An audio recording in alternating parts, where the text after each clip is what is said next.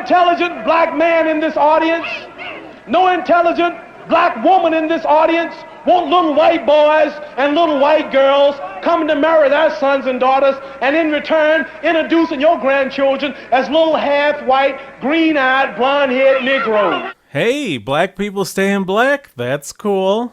Any white woman in this audience today, any white man in this audience today, in their right minds, don't want little black boys and little black girls coming around your home, schools, and churches looking to marry your sons and daughters and in return introducing your grandchildren as little half-brown, kinky-haired Negro children. White people staying white? Now you're saying some pretty extreme things there, my friend.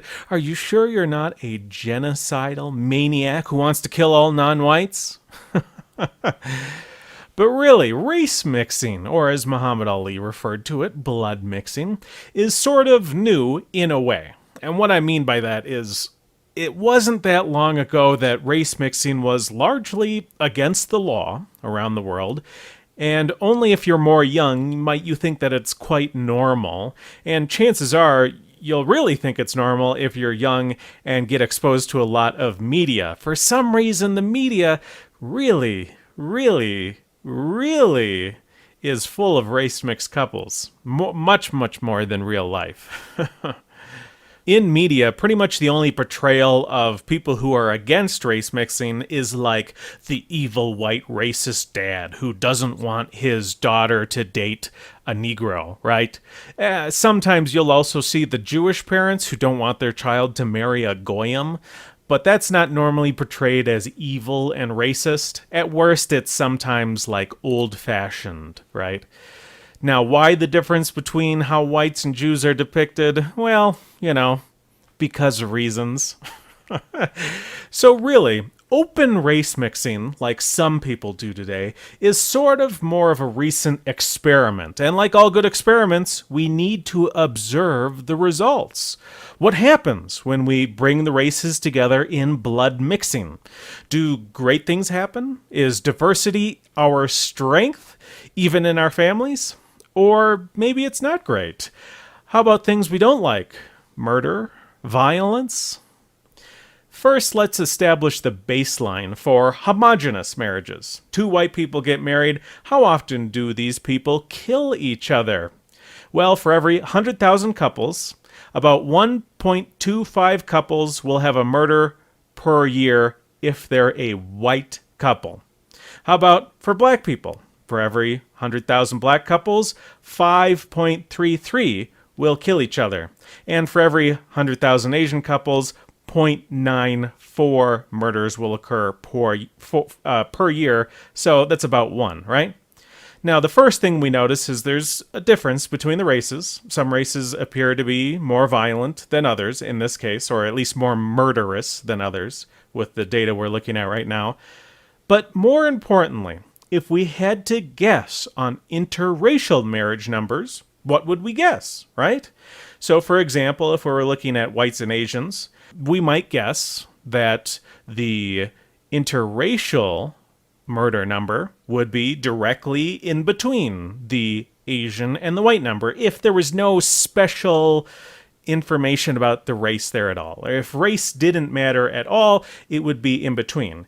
If race brought into the relationship conflict, if race made things worse, it might be worse than either of those two numbers. And if being interracial, if being diverse was really special, if it was really wonderful, then it might actually be lower than either of the two numbers. And we'd also expect the same thing to happen between black and white marriages, right? If there's a nice big gap between black and white marriages, so maybe that's a big landing zone for an intermediate number. If diversity is our strength, maybe it's even better than two white people marrying. If race is a big issue, it might even be worse than the black number. But let's take a look. Drum roll, please.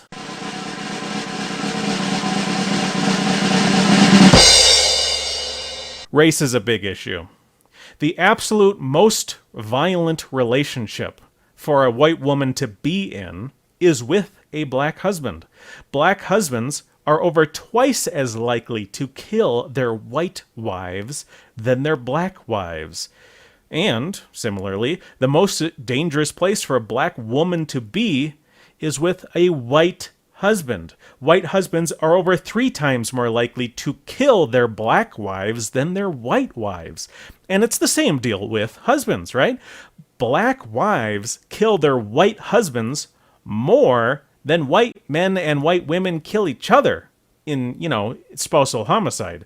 It's the same with white women who kill their black husbands more often than white couples kill each other, right? So it's not just, men killing women kind of thing. It is both ways with spousal homicide.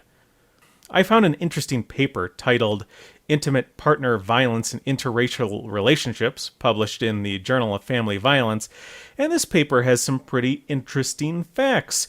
3.7% of white relationships had violence within 5 years. 7.8% of interracial relationships had intimate partner violence. That's double the rate of violence, just over double. And if we look at severe violence, it's 1.2% for whites, 3.3% for interracial relationships.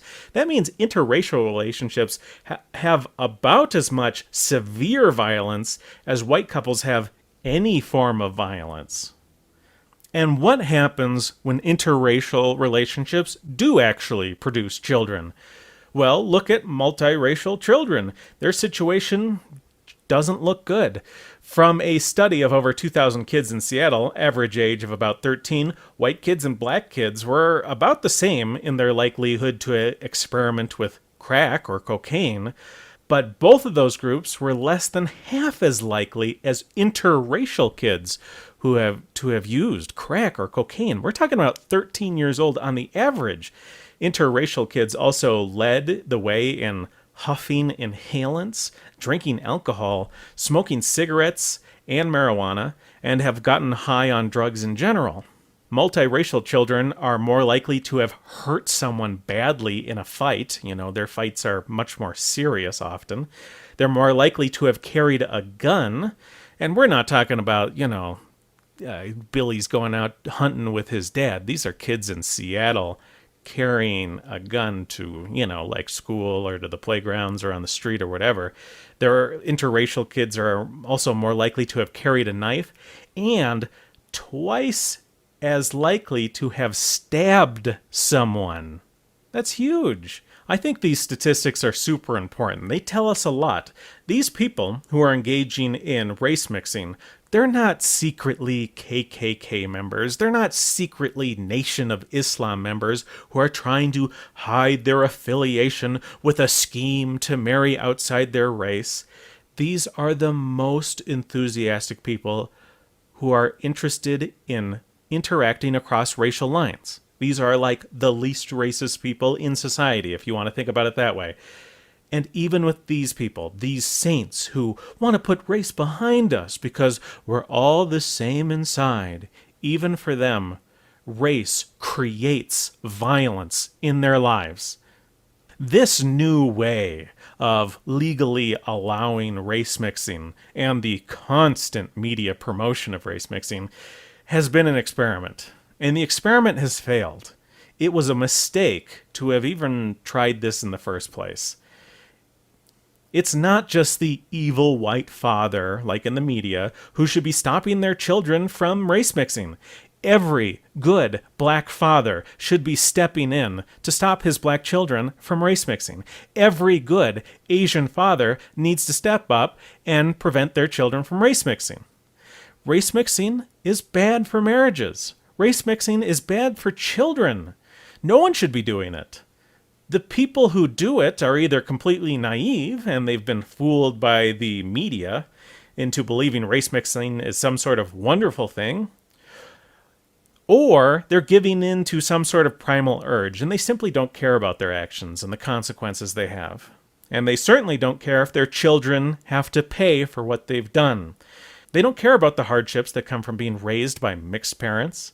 They don't care about their children's lifelong difficulty that will come from not even having a true people. These parents just cared about themselves. I got mine, you figure out your problems, kid, which is a hell of a way to treat your own children. These kids can't even settle among their own people fully. They can only go halfway. They'll never know what you or I know, the brotherhood of your race. We are not seeking to lose our identity in blood mixing and our beautiful black African history. We don't hate you. We don't hate those of you who are white. We just want to stay black. We love my color. I just love myself. Chinese love Chinese. They love the little slanted-eyed, pretty brown-skinned babies. Pakistanis love their culture. Jewish people love their culture. A lot of Catholics don't want to marry a number of Catholics. They want the religion to stay the same. Who want to spot up yourself and kill your race? You a hater of your people if you don't want to stay who you are. You shame what God made you. God didn't make no mistake when he made us all.